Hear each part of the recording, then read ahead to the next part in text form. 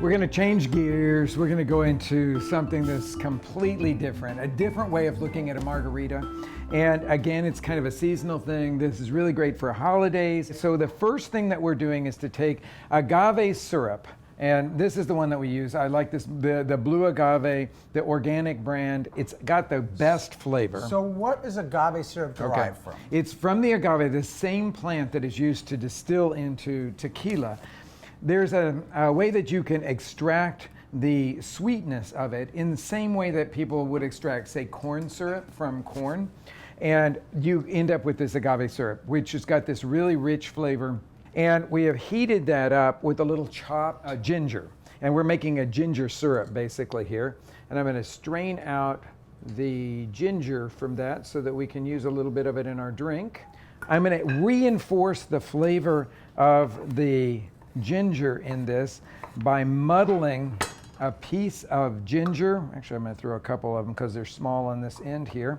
Throw a couple of those pieces in, and you can do this if you want to, but I find it really fun. This is kaffir lime, which I think is delicious with the lime that you would put in this drink here. So I'm going to actually cut up some pieces of it that I can muddle right in there.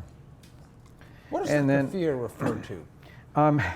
You know, if you're from Thailand, it does not mean something nice. And so they really want us to start using another word for it. But it's the citrus plant that has a bifurcated leaf. I don't think we have any. That one that I had out here was really beautiful, but it's a two-part leaf. And it's more used for the leaves in Thai curries and things like that than it is for the fruit, which is very knobby on the outside. I only know this because I love the stuff so much that I have a plant of it, have had for years, and it produces this knobby lime at the end of the season.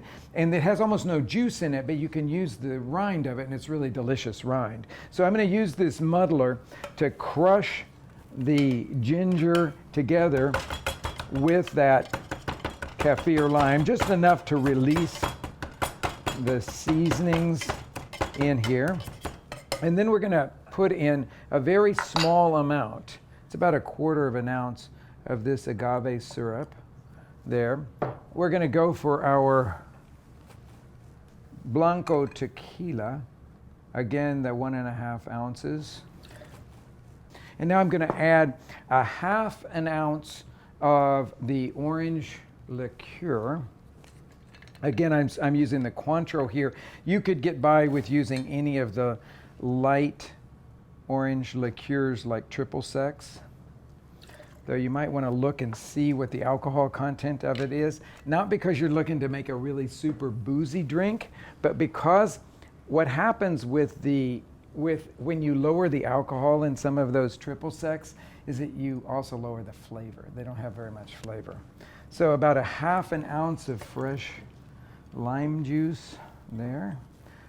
And we'll put in a big handful of this ice. And I think I've got everything in there now to shake this one up. Now this is not one that I typically would use a salted rim on because it's going in a completely different direction flavor-wise with the ginger. And then what we're going to do is to top this off with a little bit of sparkling wine, making a sparkling ginger margarita. I think everybody would have fun with it, would enjoy it, and that ginger is so beautifully warming. So we'll do, it fills it to about, 2/3 full there. So we're going to top it off. This is a little cava from Spain. And then you could take one of these leaves and just float a piece of that right on the top of it.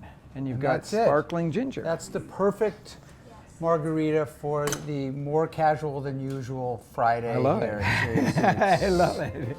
This has been loads of fun. So very much. Thank you for stopping by here because it's really, really a treat for us. Absolutely my pleasure. Thank you so much, Ed.